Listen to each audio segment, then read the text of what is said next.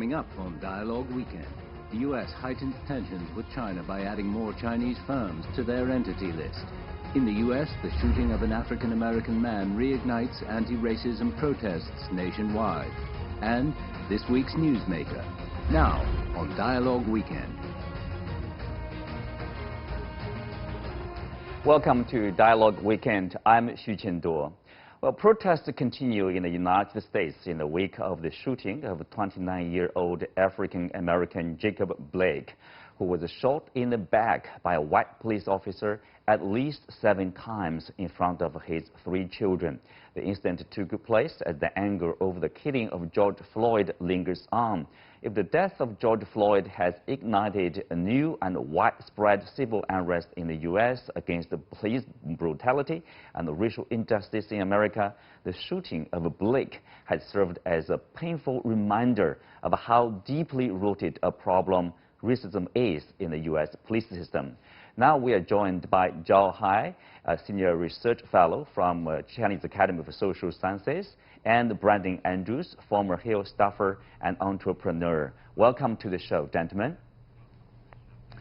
So Jacob Blake was paralyzed after being shot 7 times by police. So Brandon, do we know if he will be able to walk again?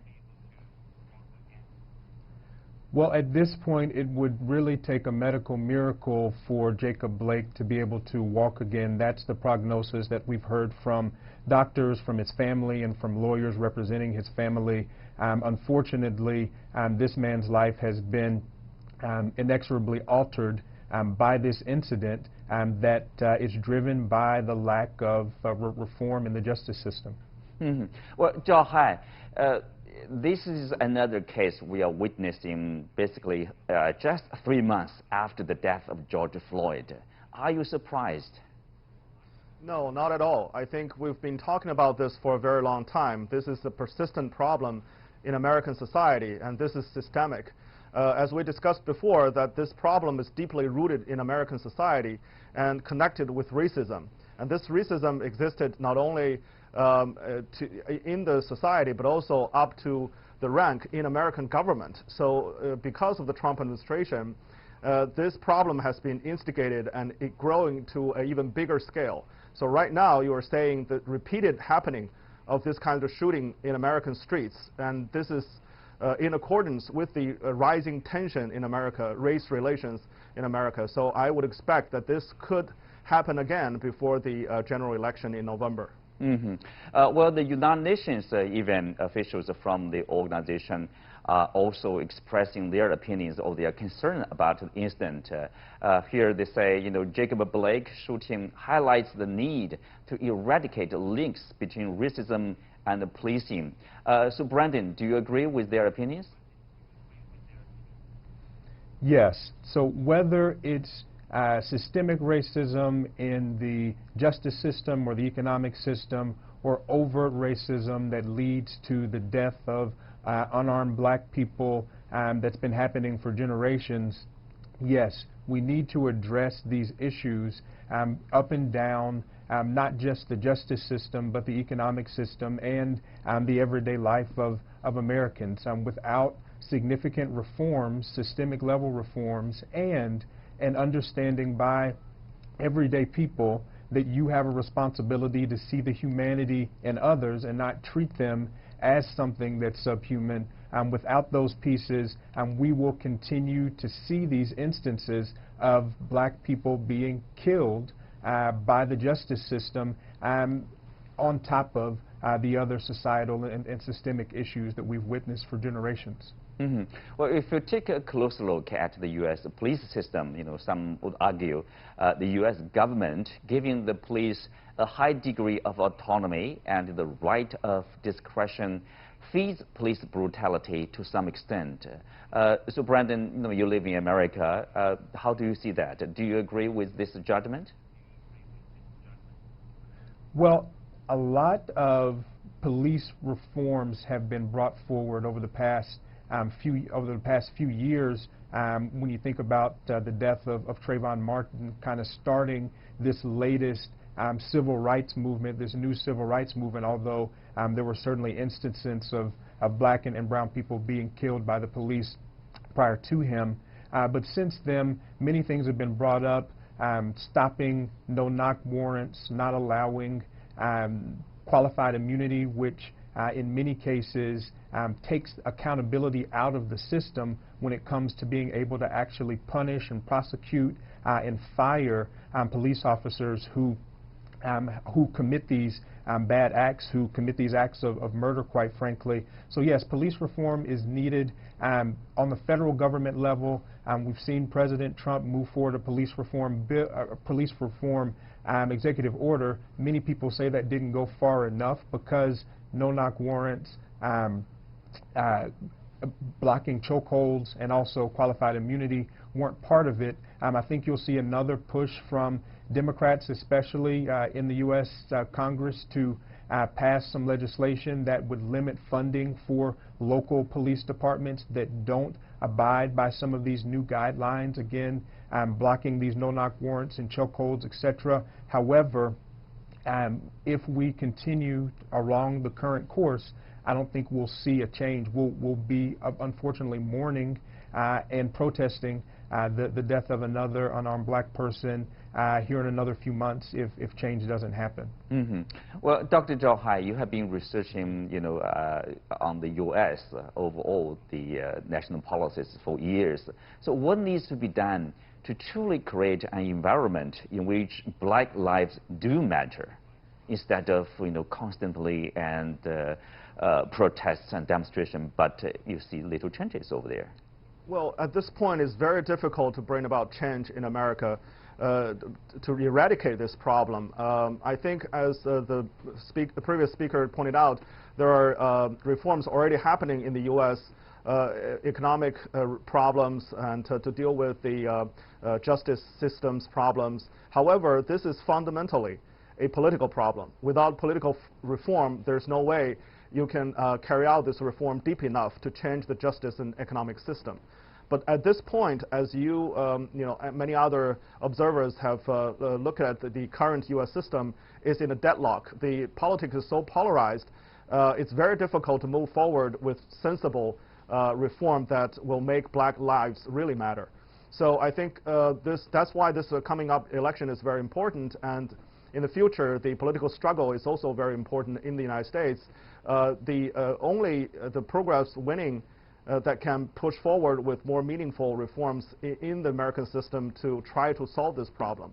I mean, other than killing the blacks on the streets, we've witnessed other social problems like mass school shootings, and that has been repeated happening again and again in the U.S. as well. So as you can see, that without addressing gun problem, without addressing justice and social and economic, the whole list of the societal problems, you can never eradicate this problem. And that's why I think moving forward, the most important thing is to solve the political leadership problem first, and then you go from there to try to address the racist problem deeply embedded in the society. Mm-hmm. Brandon, there are reports of with the title like A Tale of Two Videos.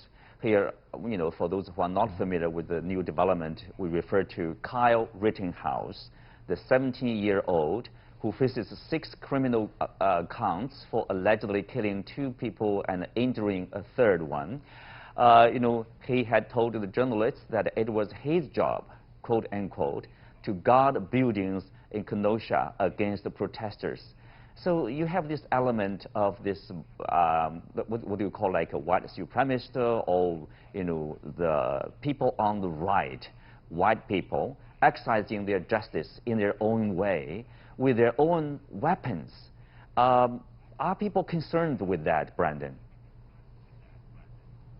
Yes, very concerned, and they certainly should be. I'm glad that the other speaker mentioned education. We need education about the humanity that each of us has, and we need leadership that recognizes the moment that we're in, acknowledges the ways in which they've perpetuated the issues, either with their words or with their actions or by the systems that they represent. And we also need leadership that's going to take direct action. Here's an example. At my alma mater, Oral Roberts University, a Facebook group used by ORU alumni and staff and current staff in the leadership have been sharing racist messages for a long time. They've been called out for it but haven't responded appropriately. On campus, racial microaggressions have been documented, but the students haven't been allowed to organize to start a black student union and advocate for the change that they want to see. Instead, the university responded by sending in a speaker that advocates for not being a quote-unquote angry black and conforming to white culture instead of calling out things when they need to be called out.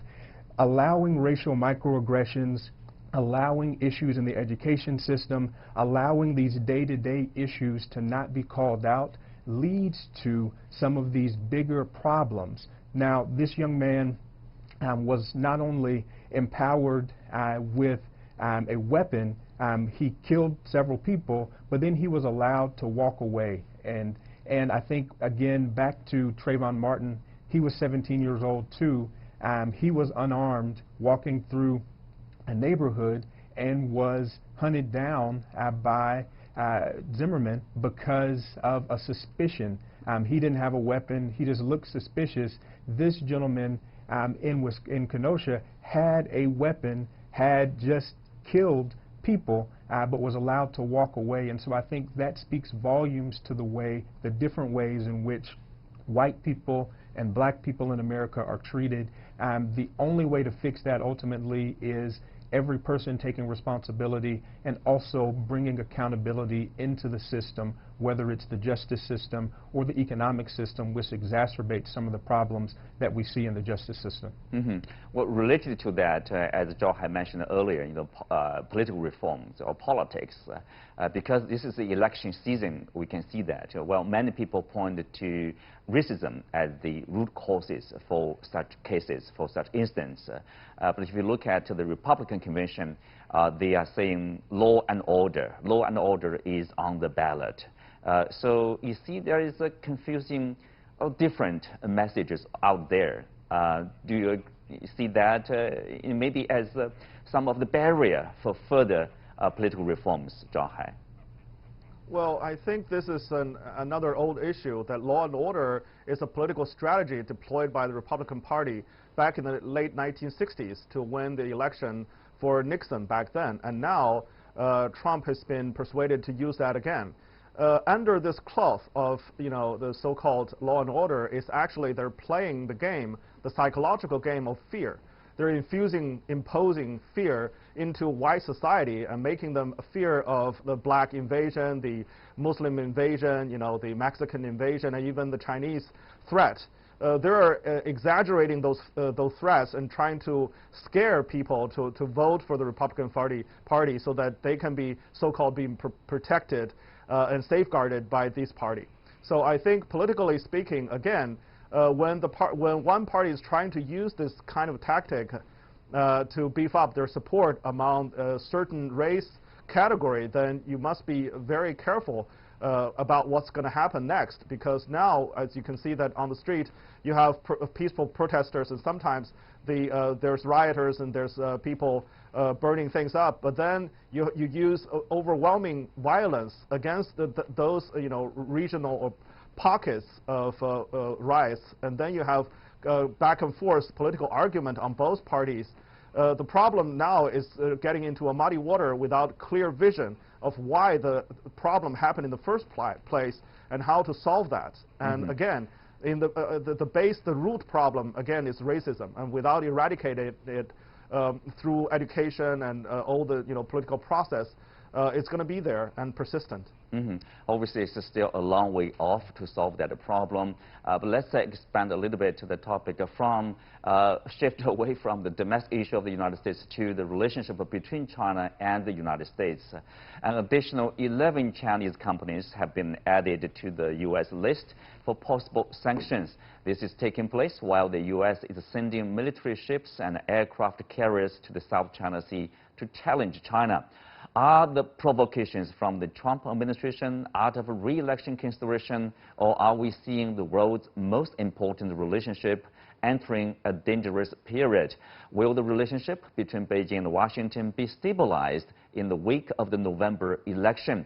To explore further the trend of the China-U.S. relations, again, we have Zhao Hai and Brandon here. Zhao Hai, if you take a look at the latest move, obviously another 11 Chinese firms they say are owned or controlled by the Chinese military, obviously laying the groundwork for the new sanctions in the future. This is happening after the 20 Chinese firms already being designated about 2 months ago by Pentagon in the same list. So what's your take of the latest move by Washington? Well, first of all, Washington, the Department of Defense maintained a list of Chinese companies related, so-called related to the Chinese military since early 1990s. This is not something new. What's new is that the Congress earlier this year asked the DoD to review the list. And now they're using this list as a base to punish Chinese and sanction Chinese companies. And that's what's new for this government. And I think if you take into account of what happened to the 24 companies that's just being sanctioned, and then now they added new companies onto that list, that means the Trump administration will continue to use whatever excuse to try to sanction Chinese companies and try to provoke China before the election so that they can create some kind of environment in which they can show their toughness on the one side and try to invite China into a kind of a fight, limited fight with them, so that their base will be roused to support them even more. I don't think China will take the bait. At this point, the U.S. is going through the strategy of basically one sanction per day trick, and I don't think Beijing will ever play this game with them. So, Brandon, do you also see that the further sanctions, the objective of doing that is mostly about re-election bid? Well, as you know, I spent several years working in the U.S. Senate and actually handled national security issues, and so we've been talking about some of these concerns, especially from the Department of Defense perspective, for quite some time. These concerns have never gone away. However, some politicians will try to use them to boost their bona fides with their base when it suits them. There's so many other things going on right now in the United States, whether it's the justice reform conversation or the conversation about jobs and the economy, the overall conversation about the pandemic and pandemic response. This isn't at the forefront of most Americans' minds at the moment. However, there's enough history here that yes, this issue can be used as a political wedge to show potentially strength from an administration like the Trump administration that, back to the previous conversation, likes to show law and order, not just in the U.S., but also in its relationships with other global powers around the world. Well, Zhao Hai, those Chinese companies are accused of contributing to the construction and also the so-called militarization in the South China Sea. But also, the Chinese construction activities took place on islands and Chinese control. It's not somebody else's islands. Also, China was not the first country to take such actions. So the accusation here is militarization. So what does that mean? The U.S. has deployed or deploying 60% of its air and sea forces since actually Obama administration to the Pacific region. Is that militarization, or isn't that militarization? Well, that is absolutely militarization, and that contributed to the further militarization and destabilization in South China Sea. Actually, first let me say that the construction in South China Sea, the building of islands has completed a couple of years ago. So right now, the U.S. is punishing Chinese companies for the deeds that they have done a couple of years back. It's not rational. So that's why I think, number one, this thing is particularly geared up towards the election and for political purposes. And also, at this point, by 2020, even though we're hit by the COVID-19, the U.S. actually increased its freedom of navigation operations in South China Sea. And if they want to show their position, they have been done that enough without sanctioning Chinese companies. So I think combine those activities together, you can see that the U.S. is concerned, and we understand that concern, but we also made clear that our construction is within our own sovereignty rights. And the U.S. doing this is really double standard and hypocritical. So at this point, I think we cannot accept this kind of activities, and this is, again, very much political. Mm-hmm. Well, recently, U.S. Secretary of Defense Mark Esper published an article titled "The Pentagon is Prepared for China" in the Wall Street Journal, accusing the Chinese military of threatening a free and open international system. Zhao, how do you see the accusations here? What is the purpose of this article? Well, what is their base? I mean, the Secretary of Defense declared that they're ready for us, but then China has imposed or posed no threat to the U.S. national security in the region. And the U.S. is using the so-called fauna operations going through China's sovereign maritime territorial waters, basically. And China just drive them out and didn't attack them. So there's no real concern here for an escalation of military confrontation. So that's why I think the one-sided claim on the Washington side is only trying to, again, provoke China and trying to describe or depict this picture in a very grave way to scare people domestically. And actually, on the ground, we're concerned about this kind of overreach on the U.S. side is escalating the situation. However, I believe that both military are very professional. They have a code to follow, and at this point, I think the military operated professionally, and they would not step over the boundary and leading towards some kind of military direct confrontation. Well, as you said, the Chinese side obviously they tried very hard not to join the U.S. In building up the atmosphere of having a new Cold War. For example, Chinese Foreign Minister Wang Yi said recently a new Cold War between China and the U.S. is against the trend of history and is an attempt to take hostage of the people of the whole world to serve for the selfish interest of a few politicians, obviously in the U.S. So how do you interpret his words here? Well, I think Foreign Minister Wang Yi's words speak for themselves. And it's very clear at this day and age, people around the world want peace and development. And particularly this year, people wanted to fight against COVID-19 and recover their economies. At this point, to advocate for some kind of a new Cold War is really far away from reality and far away from people's demands around the world. And that's why we believe that there's only a very handful of people in the United States is trying to drive its country and push the U.S. people towards some kind of Cold War with China.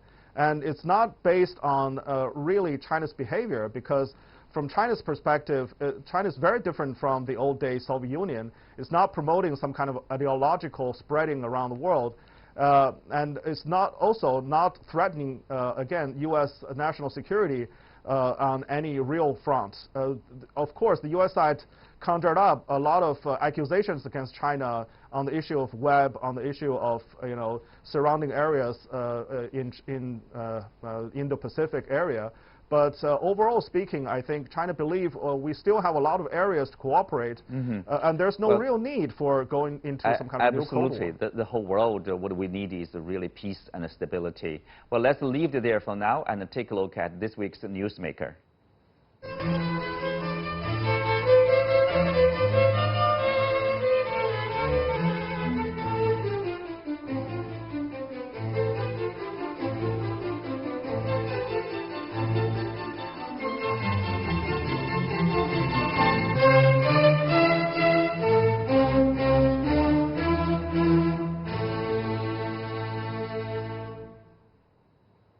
So we are joined by Professor Kei Shimizu, Department of Political Science, University of Pittsburgh. So welcome to the show, Professor. Japanese Prime Minister Shinzo Abe, the country's longest-serving leader, announced his intention to resign for health reasons. So is this resignation a surprise to you?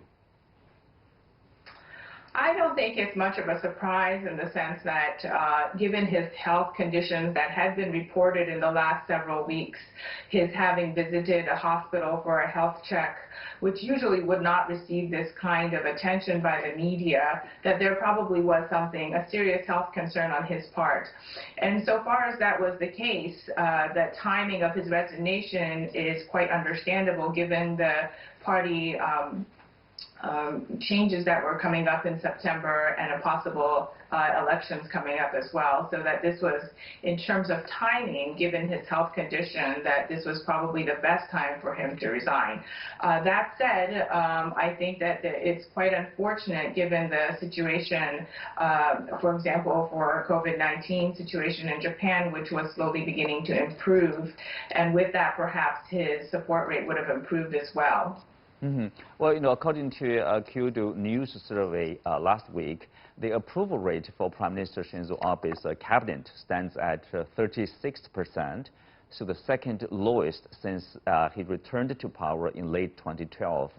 Is that low support or relatively low support rate another reason for Abe's decision to resign?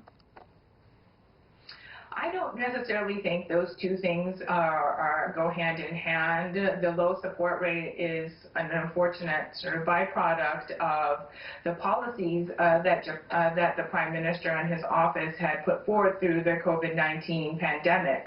And admittedly, in the very beginning of this year, when the pandemic first hit Japan, the Cabinet and the Prime Minister's office response was perhaps not as strong as it could have been, in part because the central government of Japan does not have as good control over its local governments that really needed to take the first sort of step towards dealing with the pandemic. Also with the Princess Diamond cruise ship and other happenings that have happened very early on in the pandemic.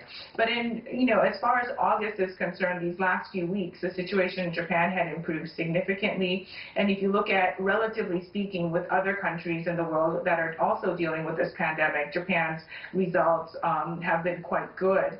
And so I think that looking forward, Prime Minister Abe and his cabinet could have seen a considerable improvement in their support rate in the coming weeks.